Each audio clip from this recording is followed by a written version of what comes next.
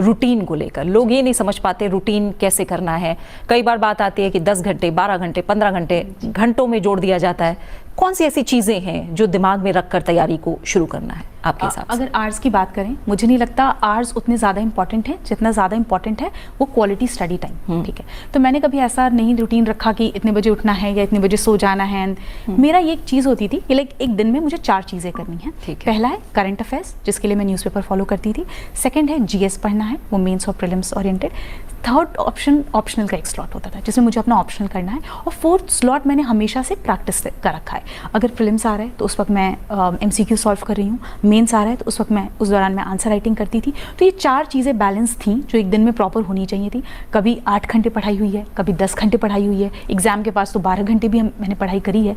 कभी कभी ऐसा भी हुआ कि मैंने 3 घंटे पढ़ाई करी है। क्योंकि यूपीएससी की जो ये जर्नी है, इनिशियली आप बहुत लाइक इंथुजियास्टिक होते हो जब आप आते हो इस प्रिपरेशन में, तो उस वक्त आपके पास इतनी स्टैमिना एनर्जी भी होती है कि आप पढ़ ले जा रहे हो। अभी जब 5th अटेम्प्ट तक आप आते हो, एक तो पहली बात जो वो बैकग्राउंड नॉलेज है वो आपके पास ऑलरेडी है, आपको बस कुछ बेसिक चीज़ों पे यू हैव टू वर्क। तो वहाँ पे धीरे धीरे time it has like reduced.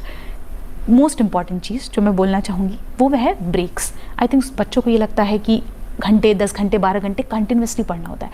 हमारा ह्यूमन ब्रेन इतना केपेबल नहीं है कि हम इतना ओवरफ्लड कर लें। सो हर 15-20 दिन पे मैं हाफ डे का ब्रेक रखती थी कि जैसे आज सिर्फ 4 घंटे पढ़ना है, रिमेनिंग 4-5 घंटे मैं अपने लिए फ्री रखूँगी। सो ये एक प्रॉपर बैलेंस और मिक्स्ड था एक प्लान जो मैंने फॉलो किया। कोचिंग कितनी ज़रूरी है या सेल्फ स्टडी, सेल्फ प्रिपरेशन से ही? इनका बहुत ही डिटेल सिलेबस यूपीएससी ने दिया है, हमें ये देखना चाहिए। उससे ये पता चलता है क्या पढ़ना है। अब आता है सवाल कितना पढ़ना है। जैसे अगर मैं एग्जांपल दूं, पॉलिटी में फंडामेंटल राइट्स एक टॉपिक है।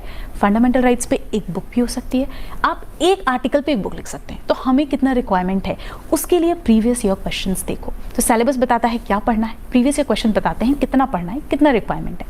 ये 2 चीज़ों के बाद तीसरी चीज़ आती है बेसिक्स। एंड बेसिक्स के लिए आई थिंक एनसीईआरटी से बेहतर कुछ नहीं है। अब मैं ये बिल्कुल नहीं कहती कि 6 से 12 की सारी एनसीईआरटी पढ़नी है। कुछ स्पेसिफिक, कुछ बेसिक्स हैं जिनको आपको रेफर करना है। बहुत ही limited number of standard books, क्योंकि आई थिंक एक मुझसे जो गलती हुई कि वो मैं बहुत सोर्सेज को रेफर करती थी। अब जिस सब्जेक्ट से डर लग रहा है, जैसे हिस्ट्री वीक है तो हिस्ट्री के लिए मैंने कम से कम 10 किताबें पढ़ ली हैं।